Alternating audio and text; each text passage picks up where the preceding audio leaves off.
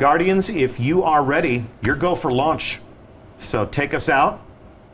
And thus begins the first official private match with the Destiny community. This is a special moment, and I thank you for it. It's exciting. So as they take off here and make their way down to the destination, Steve Cotton, talk to us about the world that we're going to visit. Yeah, so this is Floating Gardens, one of the new maps in Rise of Iron. Yeah. It's a Vex map on Venus, but it actually has a really interesting history.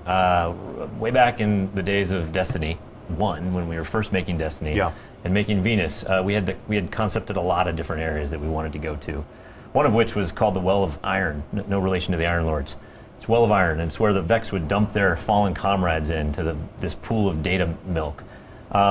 Anyway, the level designer Mike Vilterman was inspired by that idea, and what you'll see in this map is a lot of those elements.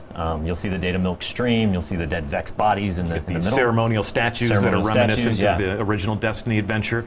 It's a gorgeous map. So, and here they go, planting the flag. And our first private match with the Destiny community has begun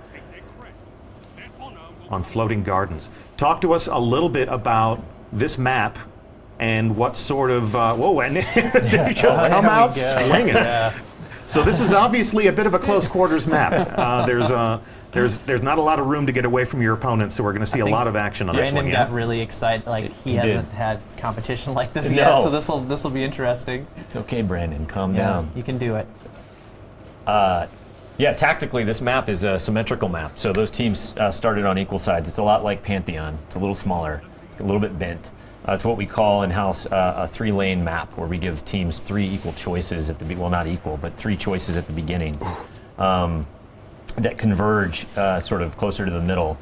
And what you'll find here is that in something like Control, this kind of map, you put the center control point is in the middle, and you usually fight over that in some way. But with Supremacy, you just drop. He just dropped a crest. They just traded, nice. Traded and both dropped.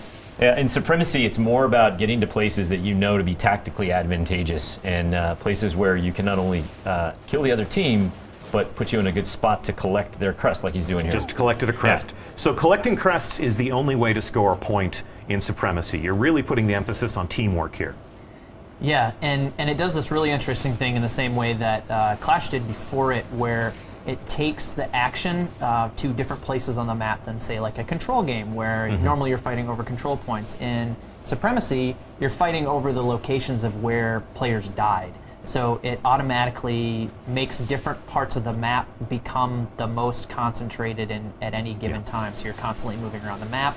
And it also has teams clump up together a little bit more. So you'll see some natural teamwork happening just due to the fact that the only way to score points is to grab those crests. And we see somebody making a sacrifice there, grabbing a crest. And sometimes that's the right thing to do, and sometimes it's not, but like you have to make that call in the moment. I'm going to call out here on the user interface, we can see where the crests are. So if you make a kill, you fail to pick up that crest, when you respawn, you'll know exactly where you left it. Yeah. Yeah. So each kill is worth how many points? A collected crest will be worth 2 points, and we break it up that way because we want to give the person who got the kill some credit, and also the person who picked it up. So if you get a kill and pick up the crest, you're going to get both points. 2 points. Yeah. And if I make a kill and you pick up the crest for me, you'll get 1 point and I'll get another point. Okay. It's still team score. Yep. So the points go to the entire team. It's just if I get a kill and someone picks it up on my team, you feel like you were part of the whole process. So if you're the type of player that's used to saying, "Hey, bro, you stole my kill," break that habit immediately, because the I team think you'll that be happy that your your teammates like grab those crests. Yeah.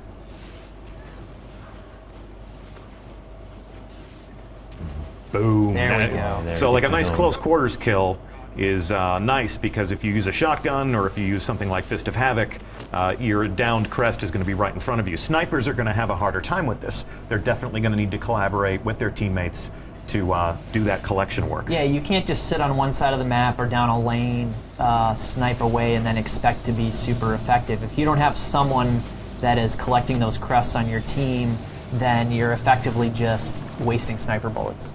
Interesting, yeah.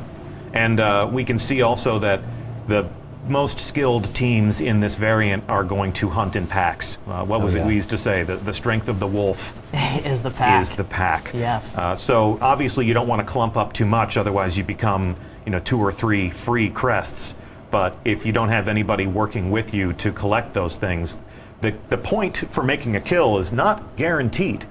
You don't just automatically get the point for making the kill. Someone actually has to pick up that crest for either of those points to get scored, correct? Yes, yes, yes. And there we go. Gallarhorn. Wolfpack rounds ride again. Woo. Boom, oh, boom. That was close quarters. That was Yep. dangerous. And the Stormcaller has something to say Stormcransed. about all of that. Yeah, the guys in my clan call that the Storm Chaser, because as soon as you hear that, it's like, run, run, run, run, run, and that's what he does. He chases you. He or she, of course. So this is a smaller map. It's a symmetrical map. A lot of shotguns on this map, a lot of close quarters fighting on this map. What else do you hope will happen as you design a space like this? What's the full governing philosophy behind the 3 lanes of traffic? Well, you hope that the 3 lanes have like different experiences down each of them, right? So when you're making a choice, you kind of know what type of fight you want to get into. I mean, the shotguns are definitely going to be pervasive over here on the right, more enclosed areas, but on that outer edge where it's a little longer sight lines, I think you want longer distance fights. I mean, it's in Supremacy, the way it plays out. I think you have somebody supporting somebody else with longer range weapons, most likely. But you hope that. Oh, nice. There we go. You hope that stuff happens. Oh, denied. Couldn't get to the crest in time, but ended up taking out that guy anyways. Nice. Good work. Oh. So when you think of your favorite Destiny maps, there's always a portion of the map that's kind of the hot zone. When you look at the heat maps, that's where most of the kills get made. Where do you think is going to be the sweet spot for a team to control here on Floating Gardens? On Floating Gardens, I mean, the 50-yard line's pretty popular, right? I mean, and where's that? That is right down. It's easy to figure out once you see it, but it's this Vex data milk river right down the middle of this map. So, and then there's a couple of different interesting spaces along that axis. They're fighting here right now. He's on it. And so you want to command that area. That would be where all the crest indicators are on the exactly. map. That's not a surprise. So, so these are 2 pretty evenly matched fire teams. This is actually pretty good. This is great. We brought in people from the community, and we were having them play against members of the Bungie away team, as well as our friends from Activision, who built this lovely space where all this magic happens for us. And we're, there's when the guys on the Activision team saw who was coming in to fight from the community, they're like, "Optic, what are you doing to me, man?" It's like, "Hey, we got some hitters on your team. Don't worry about it." Brandon's got game. He's probably one of the most skilled Bungie employees in the studio. In which case, we're definitely going to form up our own Bungie team and get in on some of this private matches action. Nice. All right. Yeah, that was a close match. Close match. The team that we were spectating lost.